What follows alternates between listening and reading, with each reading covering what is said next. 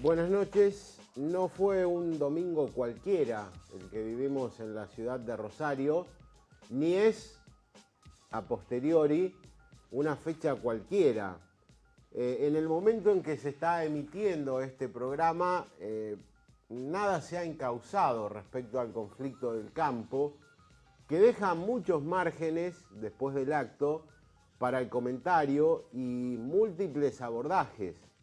Lo primero, el trazo grueso del análisis, me parece que debe pasar por la convocatoria que han tenido, que ha sido francamente extraordinaria, desde aquel mítico acto de Raúl Alfonsín, cerrando la campaña en el año 1983, en el mismo lugar, en el Monumento Nacional a la Bandera, que no se vivía un acto político. Y resalto la palabra político porque a muchos les agarra una especie de sarpullido cuando uno lo nombra, que tal cosa fue política, que tal otra fue... Todo es política. Es decir, después de tantos meses sin diálogo, después de tanta sordera oficial, porque yo creo que este es un conflicto francamente inexplicable, es decir, que se mantenga el país bajo... esta sucesión de episodios, que nos reunimos, que no nos reunimos, que volvemos a cortar rutas, que no volvemos a cortar rutas, que el desabastecimiento, que la inflación es culpa de fulano, es culpa de mengano. Francamente, hablan muy mal de muchos de los protagonistas, hablan muy mal del gobierno argentino. Y lo dijimos, lo hemos dicho acá, se tendría que haber cerrado mucho antes. La palabra diálogo, la palabra negociación, la palabra acuerdo, la palabra pacto, figura en los diccionarios de todas las democracias del mundo. Pero parece ser que en Argentina, en Balcarce 50, esto no es posible. Y bueno, el campo fue para adelante, el campo encontró una manera de expresar sus reclamos, primero a través de la protesta y después a través de este acto.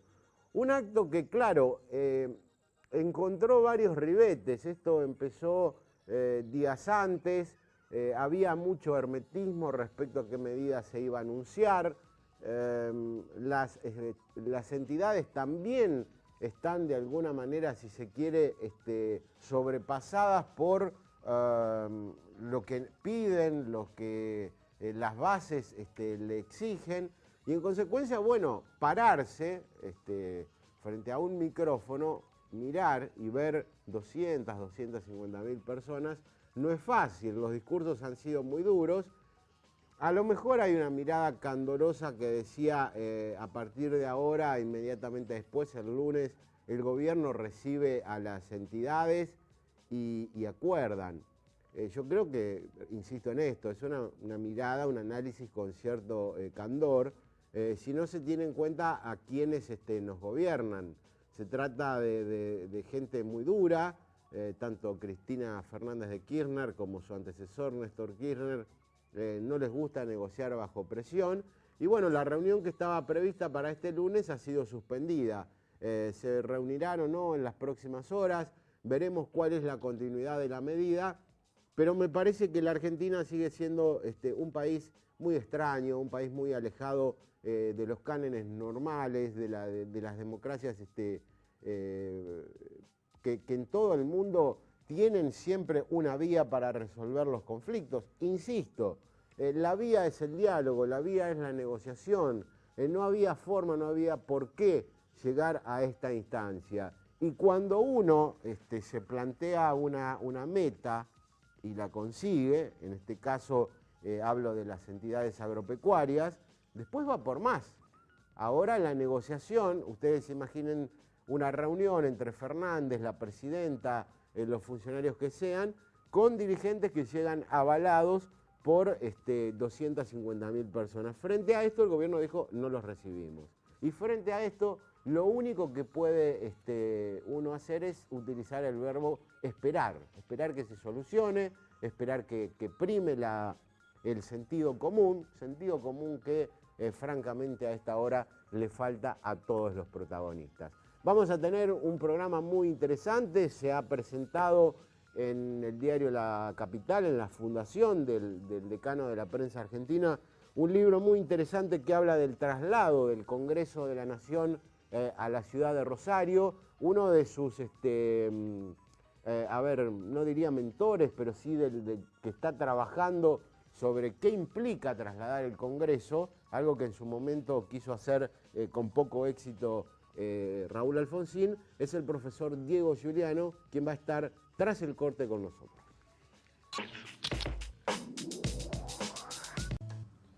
Lo dicho entonces, está con nosotros el profesor de Derecho Constitucional Diego Giuliano, bienvenido. Muchas gracias. Bueno, el tema ha sido la presentación que ha tenido este libro, lo vamos a mostrar a cámara. El libro se llama El Nuevo Congreso Argentino, Traslado y Refederalización, doctor Diego Giuliano, el coordinador, y la presentación es de la Fundación Diario La Capital. Esto se presentó este lunes en el auditorio, pero antes de meternos con este tema, yo quiero aprovechar la presencia de Giuliano porque habla de la refederalización, y tuvimos en Rosario un acto francamente impresionante del campo, ¿no? ¿Cuál es su visión? Además de ser profesor, es un hombre consustanciado con los temas políticos, de lo que está sucediendo en el país. Bueno, por supuesto que estamos en un tiempo extraño de la Argentina, en donde todo indicaba que vivíamos un tiempo de crecimiento, que en cualquier momento mutaba en desarrollo, y ahora hay una expectativa inversa. No digo porque no estén dadas las condiciones económicas e internacionales para que esto suceda, sino precisamente porque no están dadas las condiciones a nivel de la integración del país y del diálogo en el país como para que esto suceda. A mí realmente me preocupa lo sucedido en los últimos días, en los últimos tiempos. Esto empezó con un conflicto económico, fuertemente, sí, con un componente económico, de porcentuales de retenciones, y se transformó en un conflicto político de muy alto impacto, en donde lamentablemente parecería ser que los sectores involucrados en la pugna, ambos han encontrado su justificación en el conflicto. Y esto es el problema. Yo advertía el otro día en la facultad el lenguaje que se utiliza en este conflicto. Hay un lenguaje que no es propio de un sistema democrático, hablar permanentemente de batalla, de guerra, de tregua, hablar de ganar o ganar, de sangre, de oportunidad de sangre. Es decir, no es el lenguaje de la lógica de la democracia. En la lógica de la guerra, esto es probable, incluso más. En la guerra, cuando uno concede, en realidad traiciona. Es un traidor. El que concede en la guerra es traidor. En la democracia, el que concede hace un acto de grandeza. Claro, estamos volviendo a von Clausewitz, que decía, estamos, ¿no?, volviendo la política es la continuación de la guerra por otros medios. Claro, algo superado o por lo menos superable. Sí, sí. Igualmente, nosotros estamos volviendo a reeditar algunas antinomias superadas o, como está a la vista, a lo mejor superables. Si no podemos continuar en un conflicto que hace unos días, 2 noches, se hablaba ya de unitarios y federales, se hablaba de peronismo-antiperonismo, se hablaba de campo versus ciudad. Conflictos que, sinceramente, este conflicto todavía no tiene nombre, pero pronto lo va a tener, y creo que discutir en estos términos es lo que está empobreciendo absolutamente la convivencia, perjudicando el crecimiento del país, y yo diría que están todos involucrados, porque si por un lado uno cree que, o sea, se presenta al gobierno como una especie de monstruo saqueador, y por otro lado se presenta a los sectores del campo como una especie de pirómanos golpistas, bueno, desde ese diálogo no hay forma de dialogar. Si eso es no retornable.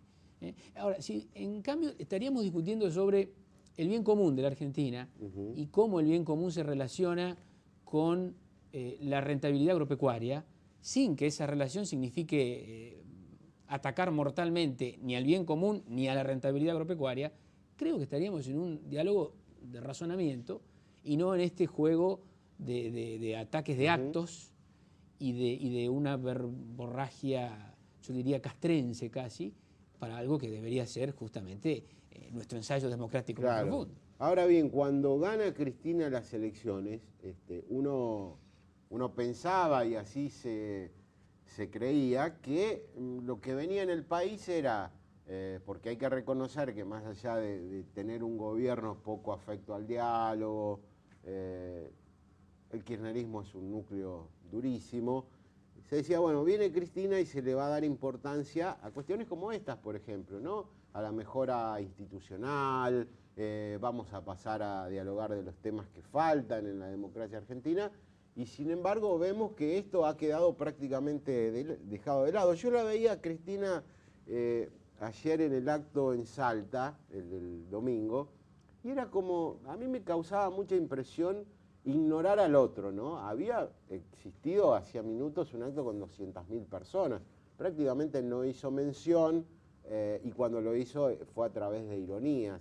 Es como que nos estamos perdiendo otra vez una gran oportunidad. Es cierto, porque yo creo que estábamos preparados en este periodo histórico para salir de la coyuntura. Y a veces salir de la coyuntura y empezar a los grandes objetivos, a los objetivos estructurales del país, es muy importante. Salir de la coyuntura, en realidad si uno se ocupa solo de la coyuntura, no resuelve ni la coyuntura. Aquí lo que deberíamos hacer es pensar en los grandes objetivos, y era el tiempo para eso. Ahora, claro, en esta situación de que no dialogamos más que con actos, en realidad es un poco, realmente es un poco antiguo en el derecho político, en la ciencia constitucional. Es bastante anticuado resolver desde ese lugar cuestiones que, como les digo, tienen un componente económico, pero que ya, yo diría que ya el componente económico empieza a ser secundario en esta problemática. Entonces, ojalá que mutemos hacia una visión mucho más razonable de esto, y que salgamos del epíteto, del discurso, y sí, obviamente el diálogo se construye. El diálogo no es producto de un acto multitudinario y de inmediato vamos al diálogo. El diálogo se construye pacientemente, artesanalmente, con concesiones recíprocas y con responsabilidad hacia el bien común. El Congreso argentino, a ver, ¿por qué? ¿Cuáles serían los beneficios del traslado a la ciudad de Rosario? Algo que yo decía en la apertura, se intentó alguna vez con Alfonsín, fue dejado de lado. ¿Por qué sería importante? Yo creo que sería una forma de retornar a nuestra génesis, ¿no? La Argentina ha vivido en los últimos 155 años, que es el tiempo de la organización nacional, un gran proceso centralizante y centralizador, fuertemente centralizante. Es decir, nosotros tenemos una patología de que está a la vista, no hay que explicar mucho, pero tenemos un centro muy fuerte. La ciudad de Buenos Aires y el conurbano es el 1% del territorio, tiene allí una densidad de población de casi 2.400 personas por kilómetro cuadrado. La media en la Argentina son 14 habitantes por kilómetro cuadrado. Ni les cuento cuando hablamos del PBI, cómo está desfasado en la Argentina. Hay zonas despobladas, hay zonas pobladas pero muy empobrecidas, y hay zonas muy concentradas. Es decir, nosotros planteamos el tema de que no hay que trasladar la capital, no es una propuesta de trasladar la capital. La Argentina es con Buenos Aires, no es sin Buenos Aires, y mucho menos es contra Buenos Aires. La Argentina debe ser un proyecto integrador en esta altura de los años que tenemos y de los acontecimientos. Por lo tanto, no nos parece absurdo ni constitucionalmente imposible que el Poder Ejecutivo se encuentre en su capital histórica, con todas las sedes de las embajadas y con todas las sedes de los organismos internacionales, y que sí, el debate argentino, la capacidad de control parlamentaria, lo que es precisamente la representación plural del país, salga de esa cuadratura unificante del conurbano bonaerense y de la ciudad de Buenos Aires. Esto no solo es una cuestión simbólica, que ya como símbolo es bastante, sino también es una manera de reducir la presión, muchas veces alta, de ese conurbano frente a las decisiones políticas federales de la Argentina. Es decir, ustedes me dicen, pero ¿esto en qué beneficia? Y beneficia en que se oxigena el debate, beneficia en que simbólicamente la Argentina empieza a tener mecánicas federales. Del federalismo se habla todo el tiempo, y ahora por lo menos se habla en estos últimos días más que nunca. Si hay algo que salió de este conflicto es la cuestión del federalismo. No está mal que surja en estas ocasiones. Cada vez que la Argentina tiene problemas serios, retrocedemos o retornamos a las cuestiones genéticas. El federalismo está en la génesis.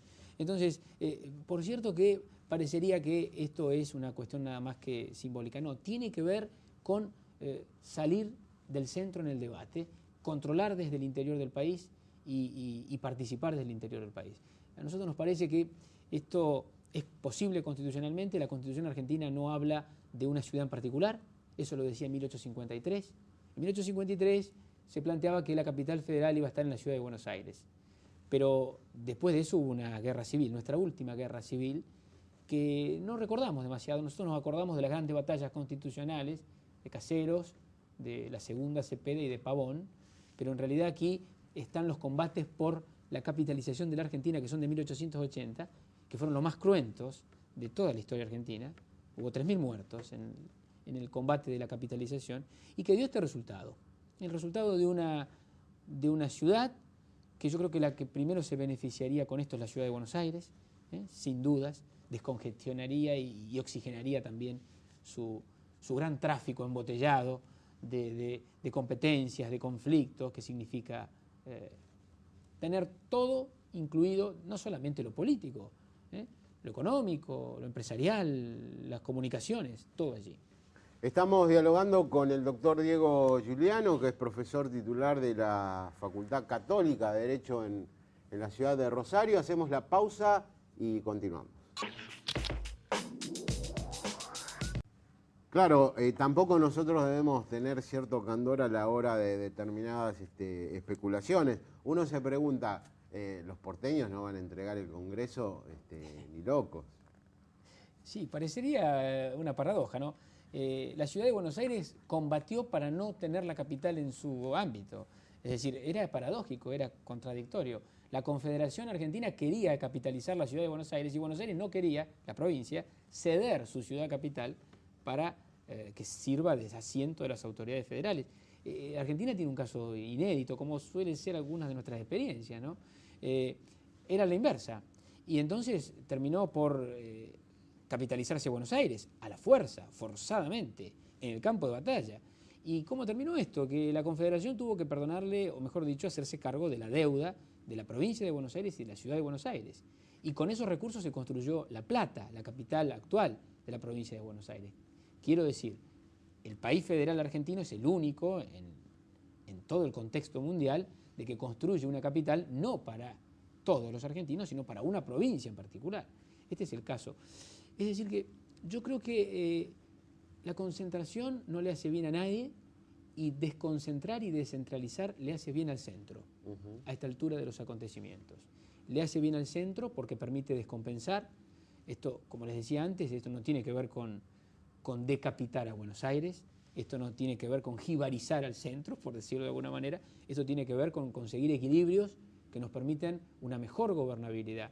El conurbano bonaerense, estos 4 cordones que de alguna manera rodean a la ciudad de Buenos Aires, también es cierto que la agobian en algún momento.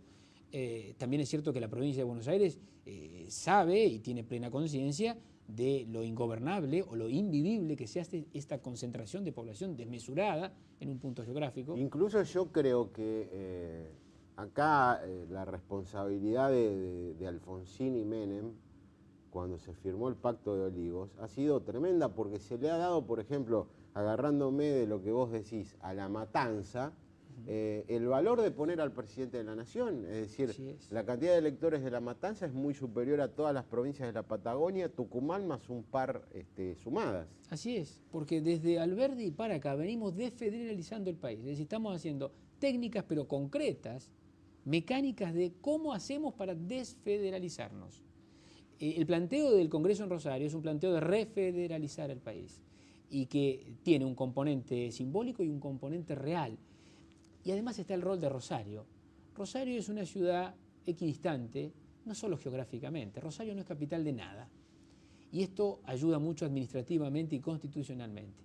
Porque trasladar el Congreso a Rosario significa que no vamos a reeditar ese conflicto histórico de convivencia entre el gobierno nacional y el gobierno de una provincia en una misma ciudad, que nos pasó con la Argentina, ¿no? En ese tiempo, en el tiempo de Avellaneda, en el tiempo de Sarmiento, que hasta discutían para ver si el gobernador de Buenos Aires o Sarmiento, quién iba al palco del Colón. Es decir, para hacer nada más que un dato anecdótico. Es decir, Rosario es un lugar equidistante, no es capital de nada, es una ciudad cosmopolita, es una ciudad abierta, es un espacio interesante para debatir y para pensar el país, si se quiere ahora, del Bicentenario, que es el gran objetivo que deberíamos tener más allá de las discusiones de la coyuntura. Claro, es muy ridículo escuchar, fue muy ridículo escuchar ayer hablar del Bicentenario en medio de un conflicto que no se resuelve con lo que se tendría que resolver, que es el diálogo, ¿no? Claro. Hablar de esas cuestiones con un gobierno que hace del latigazo su práctica, es muy difícil, ¿no? Claro, de los conflictos o salimos para arriba claro. o nos hundimos en ellos. Y yo creo que hay que pensar en grandes objetivos estructurales, pero que hay que pacificar la coyuntura. Y a la hora de hacer lobby, por ejemplo, ¿esto está funcionando? ¿Con qué se encuentran los legisladores que han presentado proyectos en el Congreso de la Nación? ¿Cuál es la recepción? Más allá, obviamente, de los representantes de Capital Federal. No se ha visto una resistencia formal con este tema. No hay una resistencia formal. Se ha hablado incluso de los ejemplos que hay en el mundo de esto. Hay varios. ¿Por ejemplo? Por ejemplo, tenemos Alemania. Alemania tiene en Berlín, tiene la sede del Bundestag y del Bundesrat, como les dicen, es decir, las dos cámaras, y el canciller está en Alemania, pero hay 6 ministerios federales en Bonn, y el poder judicial tiene su sede en Karlsruhe, o sea que está afuera. La misma Sudáfrica, que tiene una capital administrativa que es Pretoria, una capital legislativa que es Ciudad del Cabo, y la sede del Superior Tribunal se encuentra en otra ciudad, en Bloemfontein. Holanda tiene capitalidad bifurcada. Más próximos tenemos a Chile, que tiene una capitalidad bifurcada, que por ahí la pone en discusión. Brasil, ¿verdad? Brasil hizo un traslado completo de la capital. Hizo el proyecto que fue en este caso el de Alfonsín, cuando planteó al frío, al sur y al viento, y que en realidad, bueno, intentó capitalizar Viedma, Carmen de Patagones y Guardia Mitre, pero es un traslado integral. Hoy, sinceramente, yo creo que eso no es ni conveniente ni es justo.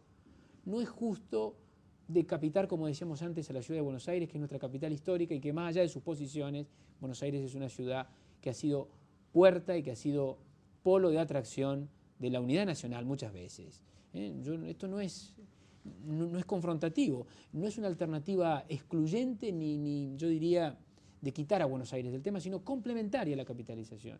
Por eso hablamos de un complejo capital, Ciudad Autónoma de Buenos Aires, Rosario, en esta primera fase. No se ha visto oposición formal. Luego están los debates, están algunas actitudes que pueden ser más o menos cínicas, pero que en realidad a la hora final, pretextos, estas discusiones están siempre llenas de pretextos. Como está llena de pretextos la discusión sobre la coparticipación, como está llena de pretextos la discusión sobre la autonomía, sobre el asociativismo, sobre las acciones metropolitanas.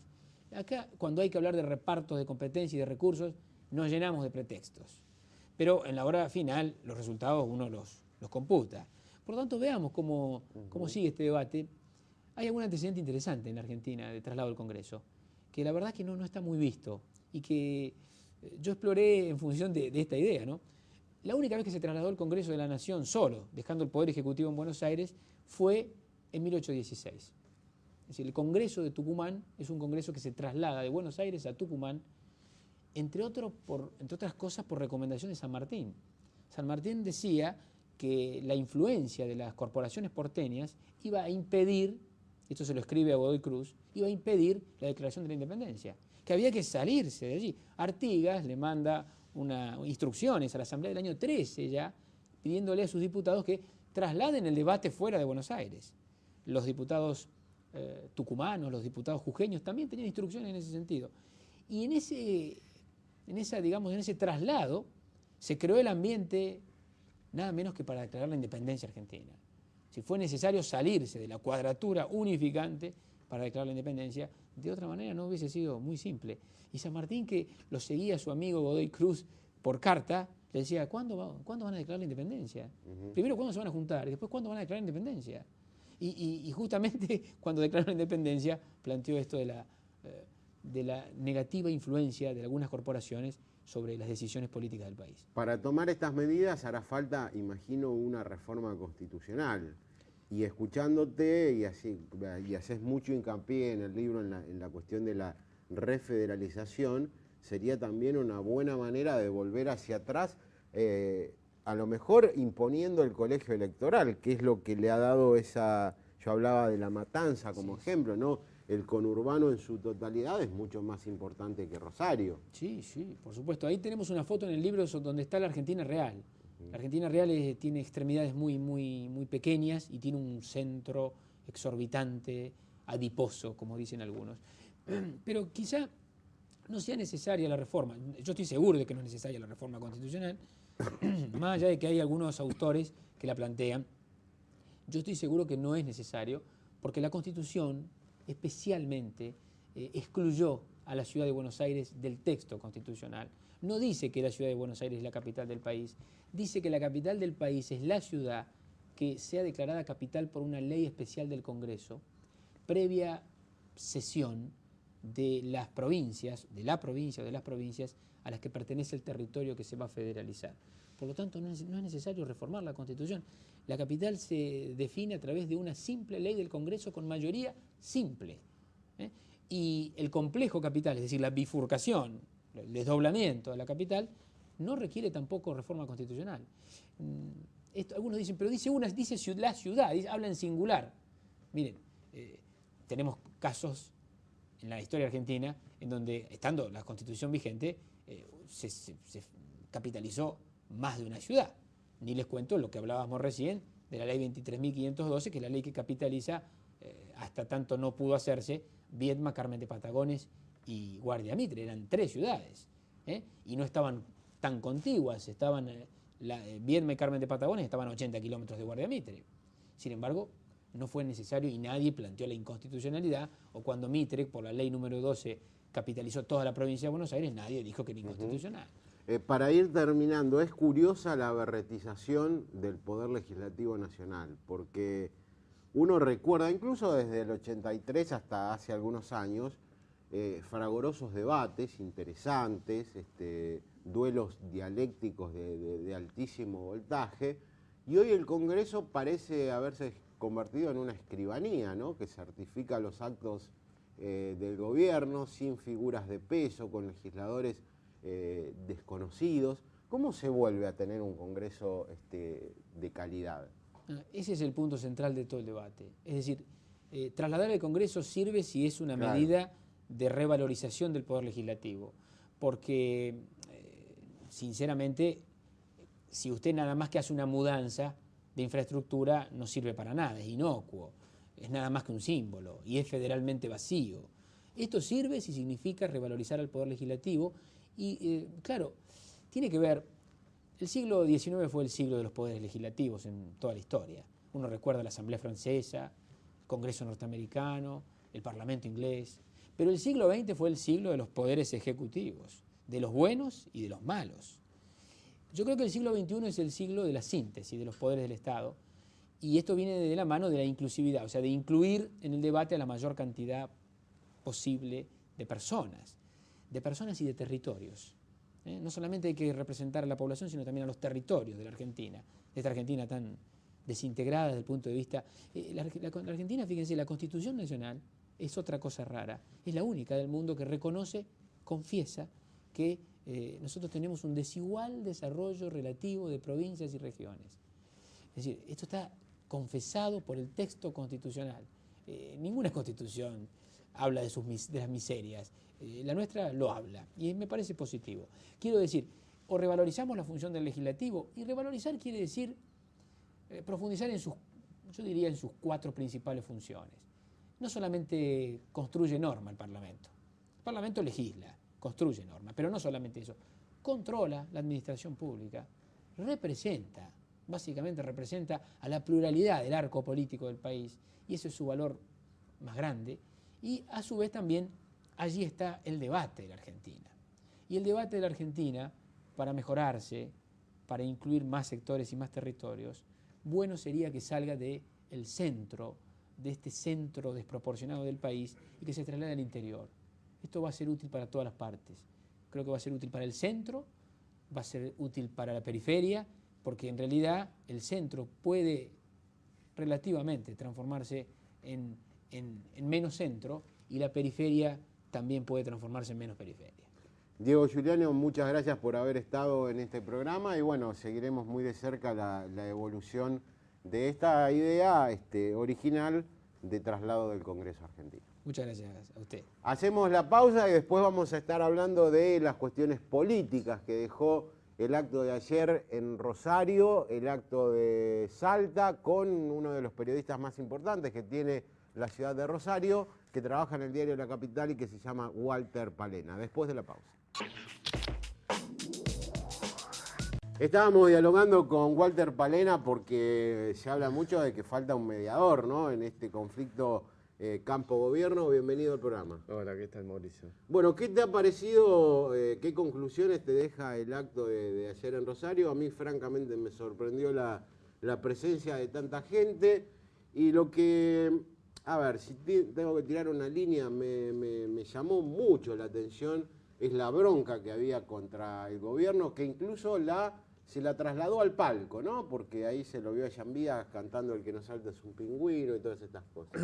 Sí, yo estuve el día anterior, cuando se estaba armando el acto, el sábado en la conferencia de prensa que hicieron los ruralistas en Federación Agraria, y a mí me dejó la impresión de que no adelantaron muchas definiciones, pero yo pensé que iban a hacer discursos llamando a la concordia, al diálogo, porque se había abierto un canal y estaba todo dispuesto para que hoy se vuelvan a reunir. Lo que me llamó la atención es el tenor, no tanto la cantidad de personas, porque eso era previsible, sí el tenor de las declaraciones, y sobre todo del presidente de la Federación Agraria, Bussi, que comparado con el discurso de De Angeli pareció un moderado, así Bussi habló más allá de estas cosas de esta gesticulación, de los saltos, los cantitos. Recuerdo una frase que él pronunció ahí, diciendo que el matrimonio Kirchner es un obstáculo para el desarrollo del país. Los obstáculos generalmente se sacan. Es decir, bueno, ¿qué es lo que pretende o qué es lo que quiso decir Bussi con eso? Me llamó mucho la atención la virulencia de ese discurso, que ya venía precedido, digamos, por toda una situación también de bastante crispación y enojo en las llamadas bases agrarias, en este caso capitalizadas por De Angelis, pero nunca imaginé, digamos, ese tenor de discurso. A mí eso me sorprendió, no la cantidad de gente. Más allá de los discursos, bueno, ahora vienen los hechos, porque hay un conflicto que no se resuelve y que, digamos, venimos del llamado al diálogo, se va al diálogo, los interlocutores, porque hay un secretario de Agricultura en la Argentina que está pintado y no lo dejan entrar a las reuniones. Esto también hay que explicarlo, es muy propio de este gobierno, ¿no? No participa de las reuniones y es el único funcionario que sabe técnicamente de agro. ¿Cómo continuará esta historia?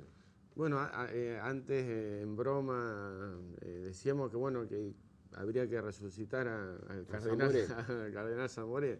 Hay que explicar, digamos, un poco quién fue el cardenal Zamoré. Es decir, que cuando Argentina y Chile estaban a un paso, digamos, de iniciar un conflicto bélico, intermedió el cardenal y eso... Llegó el cardenal Wiener. Puede ser. Digamos, lo que me parece, sí, que son dos locomotoras que vienen a gran velocidad por el mismo carril y parecen chocar de frente. No se advierte racionalidad de ningún lado. Reitero, digamos, a mí me pareció excesivo el tenor de los discursos de ayer de los dirigentes rurales. Por otro lado, hay una especie de obstinación por parte del gobierno de ceder en estas cuestiones, que evidentemente se ha equivocado en la famosa resolución 125, que es la que impuso las retenciones móviles, porque acá no se está discutiendo decir bajen las retenciones. antes estaban en un piso del 35%. Me parece que hubo un cierto temor ahí en el gobierno cuando se produjo una disparada del precio de la soja a finales del año pasado, y bueno, y echaron mano a ese recurso, a ese impuesto. Hoy creo que con el valor que tiene la soja, el porcentaje de las retenciones estaría en el 41%, que igual es mucho, digamos. Cuando el gobierno, cuando los sectores del campo dice que es una medida confiscatoria, algo de razón tienen. Pero bueno, es evidentemente que esto necesita de una mediación. Los dos sectores no pueden arreglar. Se han reunido varias veces. Las reuniones generalmente vienen precedidas por gestos que no ayudan una vez sentados en la mesa. Y después lo que yo observo es que ambos sectores se mueven por la opinión pública, es decir, agarran encuestas y miran, y bueno, la sociedad en este caso es bastante lábil en su comportamiento. En una oportunidad castigó al gobierno, entre comillas, digamos, en cuanto a la opinión, porque se mostraba reacio a negociar. Después el campo, cuando los recibe Wiener en Santa Fe, deciden continuar con la medida de fuerza y piden una reunión urgente con la presidenta, pero sostienen el paro. Eso fue una medida confusa y la opinión pública se volcó hacia el otro lado. Es decir, que estamos en una situación donde el campo no es que tiene, a mi juicio, un consenso unánime. Me parece que la sociedad premia o castiga de acuerdo a quién es el que tiene predisposición para el diálogo, porque es, digamos, un reclamo unánime. Ahora, ¿qué va a pasar de ahora en más? Digamos, no lo sé, y escapa sinceramente a mi análisis. Yo creía sinceramente que más allá de la imponencia del acto, y si juntaban 100.000, 300.000 o 1.000.000 de personas, los discursos iban a tender a eso, digamos, a que se encamine el diálogo. Y bueno, por lo que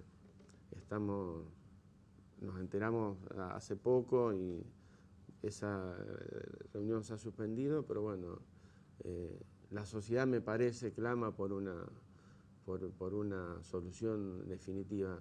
Que de mano de quién está, nadie lo sabe. No lo sabe. La conducta de Wiener en todo este tiempo, porque bueno, los recibió, pero nunca se mostró como un dirigente demasiado proclive a atacar al gobierno nacional, más allá cuando dijo que el país necesita un solo presidente, y no estuvo ayer en el acto. ¿Cómo observás vos esta conducta? Y yo creo que es consecuencia de lo que pasó ese jueves cuando se reunieron en la Casa Gris con el gobernador. Apenas estalló el conflicto, Wiener se reunió con intendentes, con sectores de la producción, y elaboraron un documento que elevaron a la Casa Rosada, donde ahí fijaba una postura política de acompañamiento al sector del agro, en la cual pedía que se retrotraiga la medida de las retenciones móviles, y esto es lo que se implementó el 10 de marzo. En la otra reunión varió el discurso, porque variaron las circunstancias. También se habían pasado más de 30 días del conflicto, y creo que Wiener observó en los dirigentes del agro una posición quizás más intransigente que la del gobierno. Entonces, bueno, ahí me pareció lógica esa toma de confianza, esa toma de distancia, y porque no, digamos, muy distinto es lo que ocurrió con el gobernador de La Pampa. Bueno, la reunión de Wiener con los ruralistas venía presidido por la reunión con Schiaretti, donde Schiaretti sí me pareció un poco más jugado. Pero bueno, después se cayó la reunión con el gobernador de La Pampa, también con la de Sciole, y no se puede decir, digamos, de que Wiener esté en clara sintonía con el gobierno nacional, ni que lo puedan, en este caso, digamos, una opinión personal, que lo puedan correr con la chequera, como puede pasar, digamos, con los gobernadores que tienen el mismo signo que el gobierno. Salvo el caso de Schiaretti, que es más ambigua su posición. En un primer momento, cuando se reúne ese lunes, salió con una posición bastante definida a favor del agro, después también tomó distancia. Me parece porque también observa, digamos, que hay una intransigencia absoluta de ambas partes. ¿Crees que el conflicto resquebraja al peronismo? Digo, porque ha sido el hecho que finalmente logró que, por ejemplo, Carlos Reutemann tome distancia de la Casa Rosada y ya se está hablando de que va a participar en la interna del justicialismo frente a Agustín Rossi, que obviamente es el candidato de Kirchner y ha venido defendiendo todo lo relativo a la política agropecuaria. No, acá hay dos cosas, digamos. Si hablamos de la interna en sí, digamos, de lo que es para conducir al PJ santafesino, si fuese una interna abierta, te diría que el que más perjudicado puede salir es Rossi. Pero en este caso, digamos, es una interna cerrada y donde empiezan a tallar otras cosas. Digamos, eso se vio en el acto del lanzamiento de su candidatura. Digamos, más allá de los pergaminos, digamos, que tenga Rossi para legítimamente querer ser el conductor del PJ santafesino, digamos, también ahí se ha logrado una alianza o abrochar con sectores que en una interna cerrada movilizan y fuerte.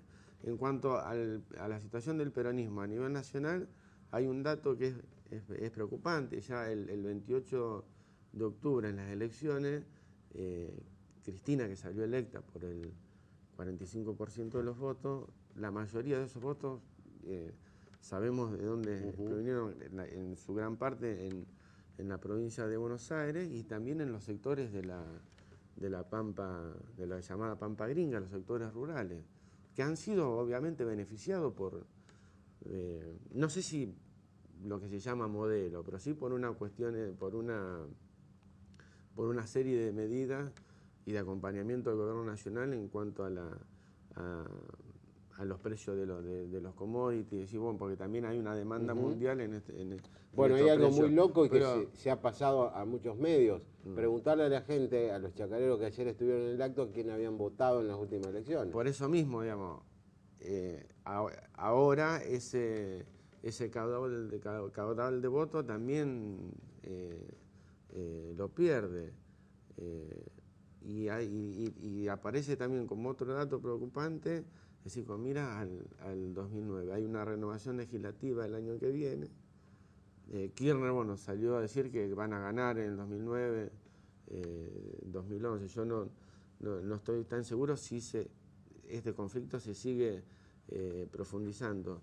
Y el dato también que me preocupa es que generalmente cuando un gobierno elegido pierde una elección legislativa, la experiencia indica que es como un anticipo de lo que sucede 2 años después con las presidenciales. Sí, me parece. Digamos, me parece que tiene un gran problema ahí el gobierno. Bueno, Walter Palena, muchas gracias por haber estado en este programa y volveremos a invitar. Bueno, gracias. Hacemos el último corte y nos despedimos con las conclusiones de este programa. 2 temas bien delimitados. Por un lado, el traslado del Congreso, que ha tenido, ustedes lo habrán visto en el diario, durante un par de días, un tratamiento periodístico muy especial. Y lo otro es lo que va a seguir, de lo que vamos a seguir hablando, este interminable conflicto con el campo. Yo creo que hay algunas cuestiones políticas que se deben resaltar. Primero, Mucho de malo está haciendo el gobierno nacional. Cristina ha perdido 20 puntos en 2 meses. Las encuestas más serias la ubican en un 26%. Otra cuestión, no creamos que todo lo malo es de Cristina. Yo creo que lo leía Carlos Pañi en La Nación el día lunes y arrancaba su columna diciendo lo que le había dejado Kirchner, 200.000 personas en un acto opositor. Lo tercero, bajen un poco el volumen, tanto desde las entidades agropecuarias como desde el propio gobierno nacional. Otra cuestión, ha fracasado o se ha terminado la santa crucificación de la República Argentina. ¿Esto qué es? Gobernar el país como Kirchner gobernó la provincia de Santa Cruz, con mano dura. Ustedes saben, fuimos el único programa que emitió aquella represión tremenda que hubo hacia los caceroleros en el 2001 en Santa Cruz. Hay un modo de conducir muy cerrado, donde primaba el temor, es decir, Kirchner era un líder más temido que amado, y esto era en comparación con lo que veníamos de padecer con la alianza. Pero hay momentos en que cuando aparece una grieta, aparecen 1000 grietas. Y eso es lo que le está pasando al Ejecutivo Nacional. Muchos funcionarios se quieren ir, quieren renunciar. Alberto Fernández quiso renunciar y le dijeron, no, vos te quedás acá. Y de esa manera es muy difícil gobernar. Lo dijo Jorge Asís hace mucho tiempo, y yo habitualmente lo cito.